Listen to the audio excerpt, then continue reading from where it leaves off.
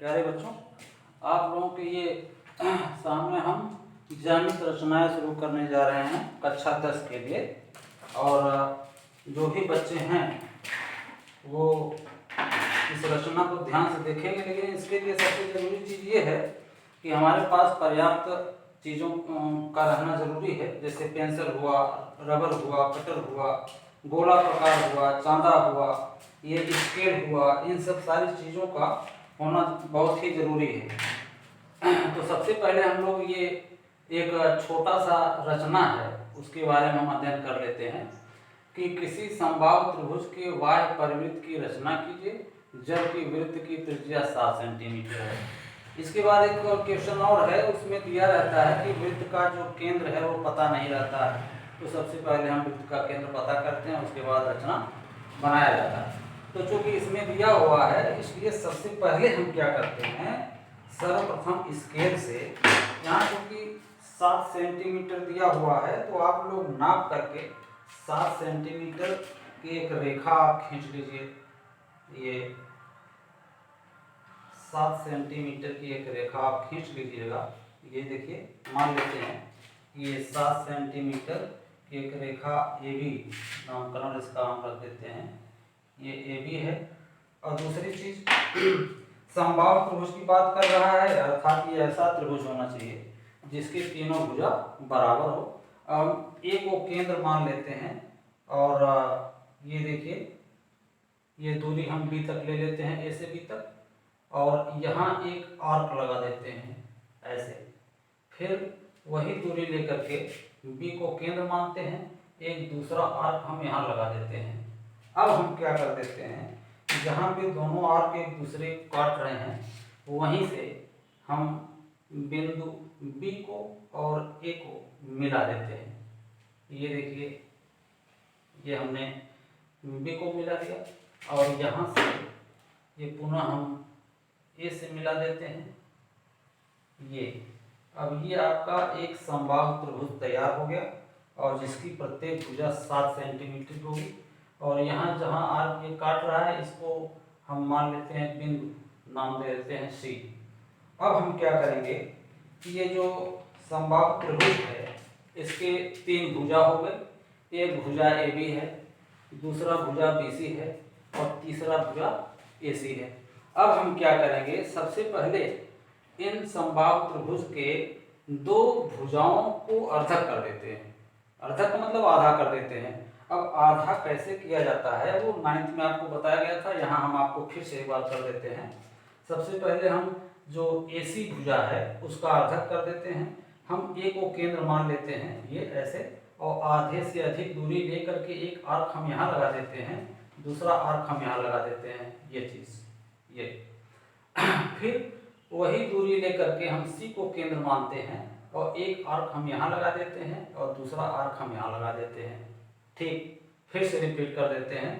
हम क्या करते हैं कि जो भुजा AC है उसका अर्धक करते हैं। अर्धक करने के लिए क्या है, A को हमने केंद्र माना और AC के जो भुजा है उसके आधे से अधिक दूरी हम ले लेते हैं और एक आर्क हम यहाँ लगा देते हैं और एक आर्क हम ये बीच में कर देते हैं। फिर वही दूरी ले करके हम C को केंद्र मान करके एक दूसरा आर्क यहाँ लगाते हैं, एक आर्क यहाँ लगाते हैं और दोनों आर्क देख रहे हैं जहाँ पे काट रहा है उसी कटान बिंदु से होते हुए हम एक रेखा खींच देते हैं। ये यहाँ पे ध्यान से देखिए, इन चीज़ों को हम मिला देते हैं। ये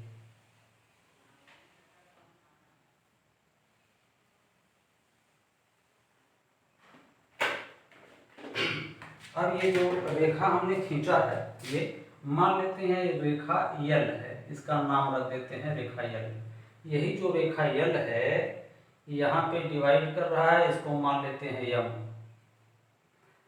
अब ये जो रेखा L है, रेखा AC को 2 बराबर भागों में बांट रहा है, यानी वो बराबर भाग कौन से हैं, एक भाग MC है और दूसरा भाग AM है, अर्थात AM प्लस MC बराबर AC। ठीक उसी प्रकार से भौंगी प्लस भौंगी बराबर भौंहा होता है। हाँ, वैसे हम लोग यहाँ भी आ जाते हैं। अब बचा हुआ है क्या, ये BC। ठीक वही तौर तरीका हम यहाँ पे लागू कर देते हैं और अपना इस भुजा का भी अर्थक कर देते हैं हम लोग। तो अब क्या करेंगे कि बी को हम केंद्र मान लेते हैं, ये आधे से अधिक दूरी लेकर के एक आर्क लगा देते हैं, यहाँ पे एक आर्क यहाँ लगा देते हैं। ठीक वही क्रियाकलाप हम करेंगे, हम सी को केंद्र मानते हैं, एक आर्क यहाँ लगा देते हैं, एक आर्क यहाँ लगा देते हैं। अगर ये सौभाग्य से कहीं छूट रहा है तो फिर से हम इसको कर देते हैं। अब हम क्या करते हैं, जैसे इसको मिलाया गया था ठीक उसी प्रकार इस रेखा को यानी बिंदु को भी हम मिला देते हैं। ये देखिए ऐसे ये चीज। अब हम इसको मान लेते हैं रेखा P नाम दे देते हैं, ये इसको मान लेते हैं M। अब जो रेखा P है वह रेखा BC को बिंदु N पर समद्विभाजित करता है, यानी दो भागों में बांट देता है। अब जो रेखा L है और रेखा P है उनको जो पीछे बढ़ाया गया है तो हम देख रहे हैं कि दोनों रेखाएं एक दूसरे को कहाँ पे काट रही हैं, यहाँ काट रही हैं। इसका नामकरण हम कर देते हैं, मान लेते हैं ये हो गया O। ये अब ये जो O है, ये जो भी नौटंकी हम लोग किए हैं, मतलब क्रियाकलाप हम लोग किए हैं, यह सिर्फ उस वृत्त का केंद्र ज्ञात करने के लिए हमने किया है। अब जिस तरीके से हमने किया है ठीक उसी तरीके का पालन आप भी करेंगे और करके अपना जो ये दिया हुआ रचना है उसको आप बना सकते हैं। आगे चलते हैं हम लोग। अब ये जो C है, C से O पर हम लंब डाल देते हैं, C से O पर हम लंब डाल देते हैं। अब सवाल ये उठता है कि सर आखिर ऐसा क्यों करते हैं? ऐसा इसलिए करते हैं बेटा क्योंकि कोई वृत्त अगर बनाना है तो उनमें दो चीज़ों की ज़रूरत पड़ती है और बिना दोनों के हम वृत्त खींच ही नहीं सकते। सबसे पहला तो ये कि वृत्त की त्रिज्या मालूम हो, दूसरी सबसे महत्वपूर्ण चीज़ कि वृत्त का केंद्र मालूम हो। अगर दोनों में से कोई एक नहीं है तो हम वृत्त नहीं खींच सकते। अब यहाँ पे जो O है वह वृत्त का केंद्र हो गया। C से O पर जो लंब हमने डाला है यही उस वृत्त की त्रिज्या है जो हम खींचने वाले हैं। अब हम क्या करते हैं कि O को केंद्र मान लेते हैं और O से C दूरी ले लेते हैं। O से C दूरी ले करके हम वृत्त खींचते हैं, देखते हैं क्या होता है। ये चीज़ देखिए, यहाँ पे हम ये O को केंद्र मान लेते हैं ये, और यहाँ से इसको हम एक वृत्त बना देते हैं, खींचते हैं।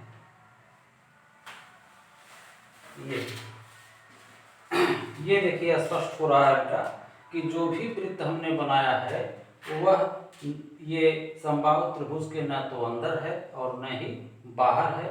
यह एकदम आप देख रहे हैं कि जो भुजा AB है, AB के जो ये वाला पार्ट है यानी A है, A को स्पर्श कर रहा है और ये B को स्पर्श कर रहा है और ये C को स्पर्श कर रहा है, अर्थात यही वह परिवृत्त की रचना हो गई। इस तरीके से चाहे जो भी त्रिज्या यहाँ दिया हो या समबाहु त्रिभुज की जो माप है चाहे जितनी दी गई हो उसको ले करके हम ये रचना बना सकते हैं। चाहे 5 सेंटीमीटर ले लीजिए, चाहे 10 सेंटीमीटर ले लीजिए, वो आपके ऊपर निर्भर करता है। और इस तरीके से जैसे हमने इसको किया है वैसे आप वो क्या कहते हैं वृत्त की जो त्रिज्या है उसको आप बदल दीजिए, बदल करके आप ये रचना आप कर सकते हैं बार बार।